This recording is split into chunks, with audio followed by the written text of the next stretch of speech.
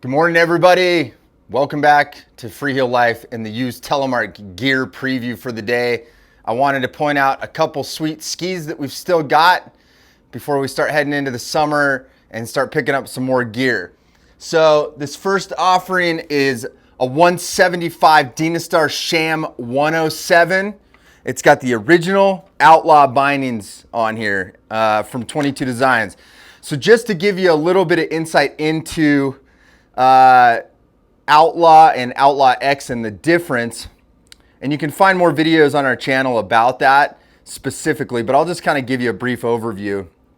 NTN comes in small and large, okay? So small goes up to 26.0 in Crispy and Scarpa, and the changes that happened from Outlaw to Outlaw X is mostly in the cam right here. So these used to just have this little cam device, and when you push it down, it kind of activates this and flattens out and closes the claw on the second heel of the boot. Great binding, skis exactly the same as the Outlaw X.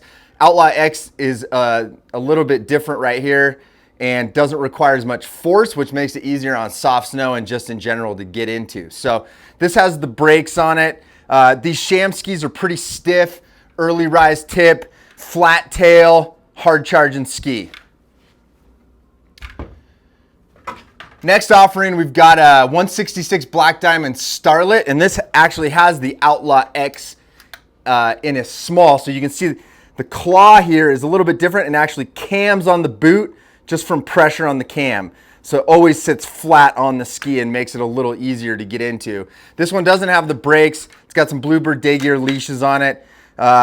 We've got some videos on that as well that you can check out. Brakes are not always the easiest to get into, especially when you first get them, just because they're so far up to the toe. Sometimes it's a little hard to engage, but great ski. Same thing, this is a little more traditional ski, not as much early rise tip. It's got a flat tail, little skin clip back there, and just an awesome kind of general easy powder ski, mid-fat for the ladies. Moving on to one of the 75 millimeter offerings. This is a 180 Black Diamond Verdict.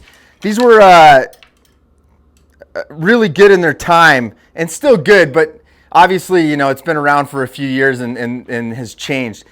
It's a sidewall construction, very more traditional, kind of like the other BD ski I just showed you. Not quite as much early rise tip, a little bit. This was probably kind of at the beginning of when that started to become popular.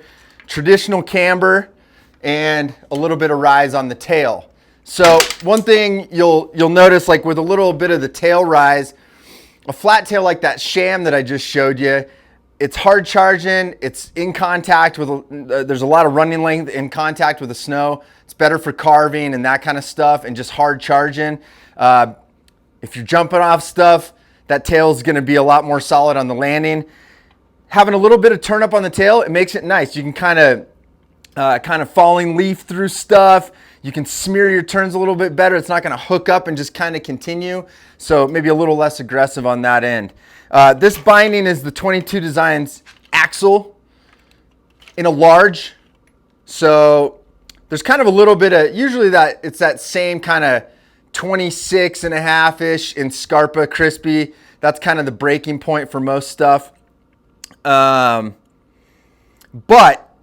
it's probably one of the best 75 millimeter bindings here. And like I was saying, there is some crossover. Like if you have a 26 boot, you can probably make this work.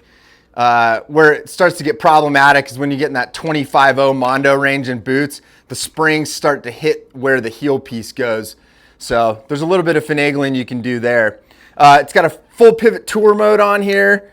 I can show you that. And this is the key.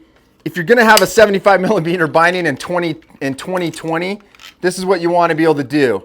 Free pivot tour mode if you're going to be hiking in the backcountry. That's just, you know, standard issue these days. Super burly, not a lot brakes on it. If anything, it's like little plastic parts that are cheap to fix. Other than that, it's a super industrial design, movable pivot point, hiking post.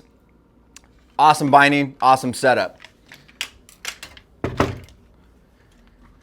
Last one of the day. I've got a 186 Volet V8 with a Switchback X2. Way lightweight ski. Awesome for backcountry. I love this one in the backcountry. It's I think, I don't have the specs off the top of my head. I think it's 115 underfoot. Early rise tip. You can kind of see if I put these two together, kind of that profile. Running, you know, the early rise starts way further back, traditional camber. Same thing with the tail as the last one I was just talking about, a little bit of rise. This is a fun ski. I took this on a Canadian backcountry trip 2 years ago. Amazing. Lightweight, super smeary in the soft snow. I'm about 190 on a good day. I don't like these in the resort as much, but for hiking in the backcountry in the Rocky Mountains and the Wasatch Range, Canadian Rockies, killer ski. Switchback X2, another awesome 75 millimeter offering. I think I talked about this last week in one of our gear previews. Super easy to fix, easy to carry parts, really basic. It's got a free pivot tour mode like this, and this one's kind of cool too because you got the dual climbing wires in the back. And these particular ones actually have a Volet crampon attachment as well. So you just have to get the crampon, but it's already installed. So tons of awesome used gear, you guys. Thanks for checking this out. You can find all this in freeheellife.com in the used gear section of the particular item you're looking for, like boots, used boots. Go there, check it out. We've got skis, boots, bindings, and a bunch of extra goodies. You can follow Use Telemark Gear on Instagram if you're checking this out somewhere else other than Instagram. And we appreciate your support.